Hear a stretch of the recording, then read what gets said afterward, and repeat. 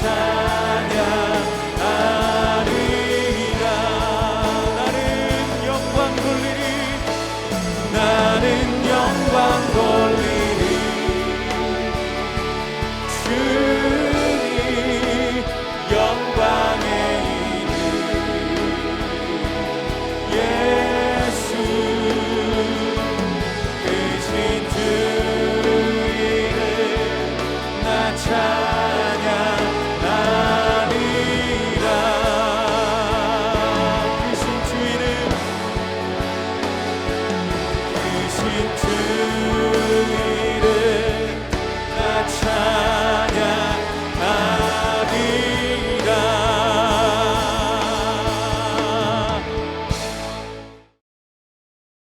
왕이 요압에게 이르되 내가 이 일을 허락하였으니 가서 청년 압살롬을 데려오라 하니라. 요압이 땅에 엎드려 절하고 왕을 위하여 복을 빌고 요압이 이르되 내 주 왕이여, 종의 구함을 왕이 허락하시니 종이 왕 앞에서 은혜 입은 줄을 오늘 아나이다. 요압이 일어나 그술로 가서 압살롬을 데리고 예루살렘으로 오니 왕이 이르되 그를 그의 집으로 물러가게 하여 내 얼굴을 볼 수 없게 하라. 압살롬이 자기 집으로 돌아가고 왕의 얼굴을 보지 못하니라. 온 이스라엘 가운데에서 압살롬같이 아름다움으로 크게 칭찬받는 자가 없었으니 그는 발바닥부터 정수리까지 흠이 없음이라. 그의 머리털이 무거움으로 연말마다 깎았으며 그의 머리털을 깎을 때 그것을 달아본즉 그의 머리털이 왕의 저울로 200세겔이었더라. 압살롬이 아들 셋과 딸 하나를 낳았는데 딸의 이름은 다말이라. 그는 얼굴이 아름다운 여자더라. 압살롬이 이태 동안 예루살렘에 있으되 왕의 얼굴을 보지 못하였으므로 압살롬이 요압을 왕께 보내려 하여 압살롬이 요압에게 사람을 보내 부르되 그에게 오지 아니하고 또다시 그에게 보내되 오지 아니하는지라. 압살롬이 자기의 종들에게 이르되 보라, 요압의 밭이 내 밭 근처에 있고 거기 보리가 있으니 가서 불을 지르라. 압살롬의 종들이 그 밭에 불을 질렀더니 요압이 일어나 압살롬의 집으로 가서 그에게 이르되 어찌하여 네 종들이 내 밭에 불을 질렀느냐? 내가 일찍이 사람을 내게 보내 너를 이리로 오라고 청한 것은 내가 너를 왕께 보내 아뢰게 하기를 어찌하여 내가 그술에서 돌아오게 되었나이까? 이때까지 거기에 있는 것이 내게 나았으리이다 하려 함이로라. 이제는 내가 나로 하여금 왕의 얼굴을 볼 수 있게 하라. 내가 만일 죄가 있으면 왕이 나를 죽이시는 것이 옳으니라 하는지라. 요압이 왕께 나아가서 그에게 아뢰매 왕이 압살롬을 부르니 그가 왕께 나아가 그 앞에서 얼굴을 땅에 대어 그에게 절하매 왕이 압살롬과 입을 맞추니라. 할렐루야. 말씀으로 하루를 시작하는 여러분들을 주님의 이름으로 축복합니다. 오늘 말씀은 사무엘하 14장입니다. 긁어 부스럼 일으키지 말라는 속담이 있습니다. 가만히 내버려 두면 자연적으로 아물 상처를 가렵다고 못 버텨서 긁다가 되려 악화가 된다는 뜻이죠. 즉 자연스레 가만히 두면 해결될 것을 누군가가 괜히 건드려서 일이 커지거나 일을 악화시키려고 할 때 우리는 이런 말을 씁니다. 반대로 적극적으로 이 상처를 건드려야 될 때가 있습니다. 언제냐면 상처가 스스로 회복되지 않고 곪기 시작할 때입니다. 곪은 상처를 가만히 두면 어떻게 될까요? 낫지 않고요. 오히려 악화가 되고 썩어 들어가는 것입니다. 그래서 상처를 발견했을 때 째서 고름을 짜내고 매일 환부를 관찰하면서 소독을 하고 약을 바르고 붕대를 감는 등 적극적으로 치료를 해야지만 회복이 되는 거죠. 우리 삶에도 적극적으로 치료해야 하는 아픔과 상처들이 있을 때가 있습니다. 그럼에도 불구하고 문제를 회피하고 싶은 마음에 긁어 부스럼 일으키지 말하며 내버려 둘 때가 있죠. 오늘 다윗과 압살롬이 가진 문제가 그렇습니다. 암몬을 죽인 이 압살롬을 징계를 하지도 않고 그렇다고 다윗이 그 마음을 헤아려 주는 것도 아닌 것입니다. 사랑과 공의가 길을 잃은 것이죠. 어쩌면은 그 문제를 직면하기가 불편해서 계속 회피를 하고 있는데요. 그 결과 상처가 곪고 썩어 들어가게 됩니다. 21절을 한번 읽어보겠습니다. 왕이 요압에게 이르되 내가 이 일을 허락하였으니 가서 청년 압살롬을 데려오라 하니라. 오늘 말씀은 요압의 설득 끝에 다윗이 압살롬을 예루살렘으로 불러들이라는 말로 시작합니다. 그러나 21절을 자세히 살펴보면 우리는 다윗의 반응이 미적지근하다는 것을 알 수 있습니다. 왜냐하면 그의 아들을 자신과 아무 관계없는 듯 청년이라고만 말하고 있기 때문입니다.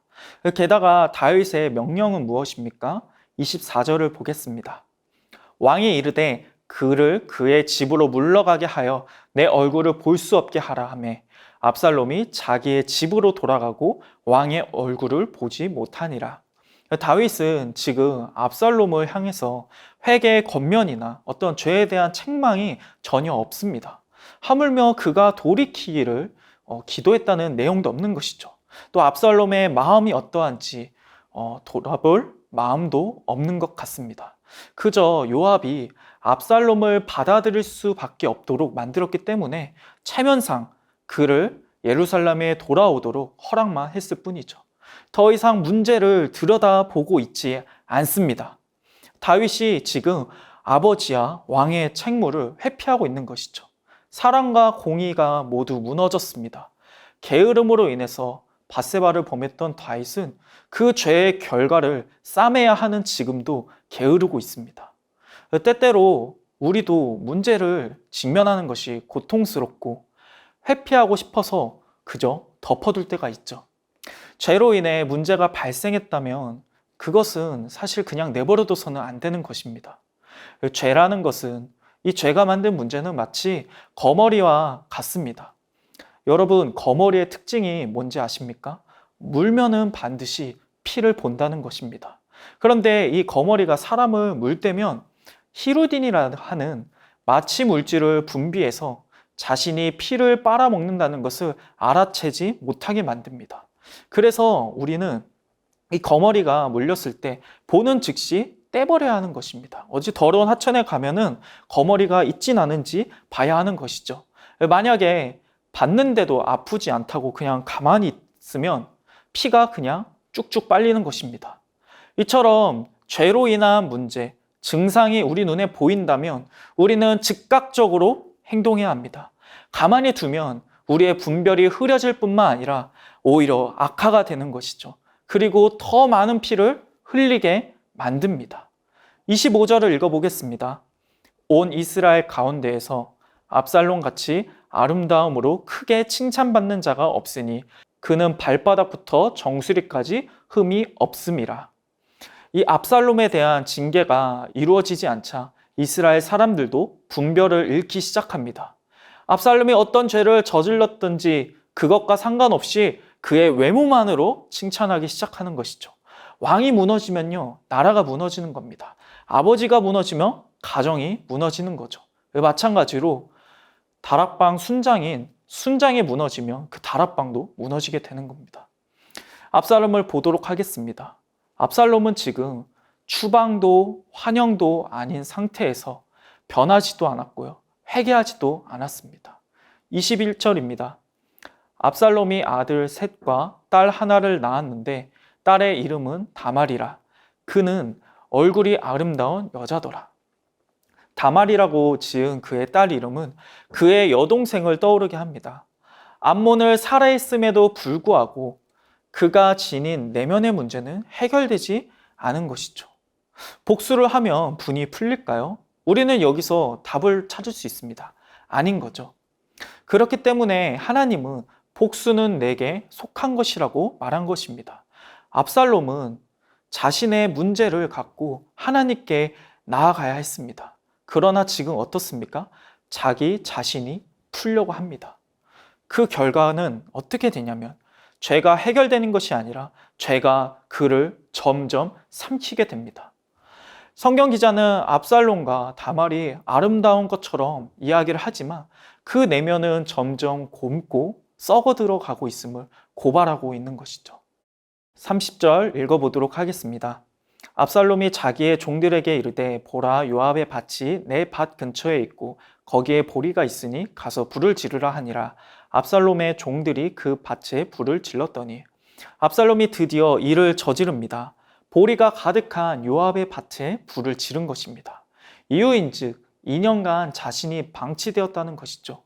한 번도 자신을 만나주지 않는 다윗의 냉대가 서운합니다. 요압마저 상대해주지 않자 그의 마음에 분노가 불이 붙기 시작하는 겁니다. 하나님 앞에 나아가지 않고 자신이 해결하라고 하자 압살롬이 죄를 분별하지 못하게 됩니다. 또 거기에는 다윗이 죄를 지적하지 않은 원인도 있죠. 오히려 이 압살롬은 그 어디서도 죄를 분별하지 못한 채 세상 속에서 커져가는 것을 볼 수 있습니다.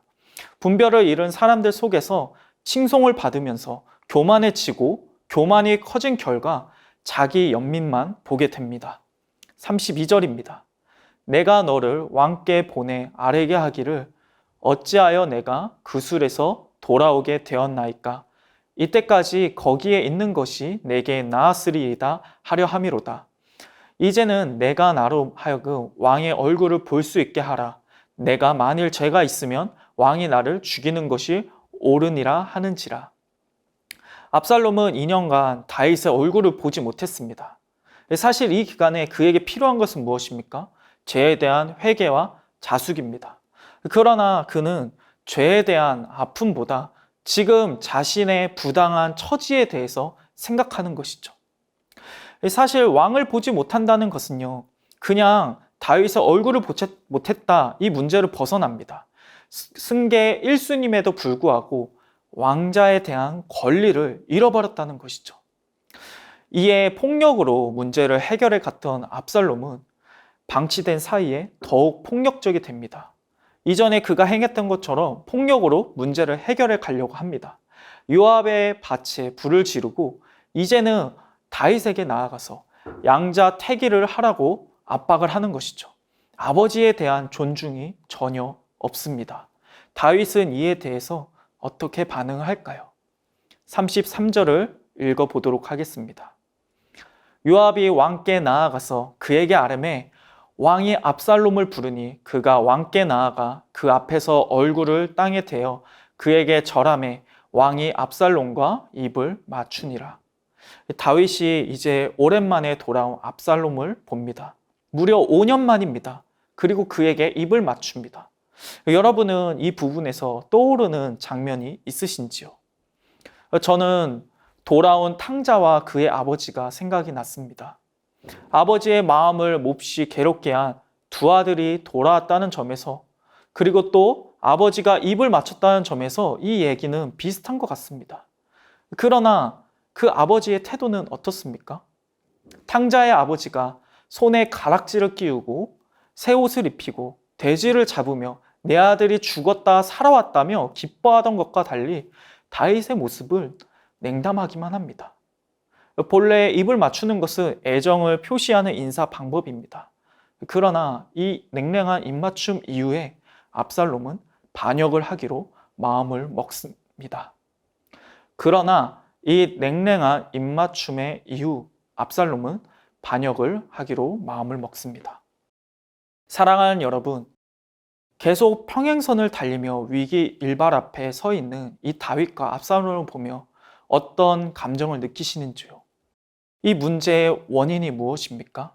그 죄에 대해서 회피한 것입니다. 어쩌면 다윗은 가만히 두면은 알아서 치유됐을 것이라고 생각할 수도 있습니다. 건드리기 불편하고 아들과 멀어질까 생각해서 덮어둔 것일 수도 있습니다.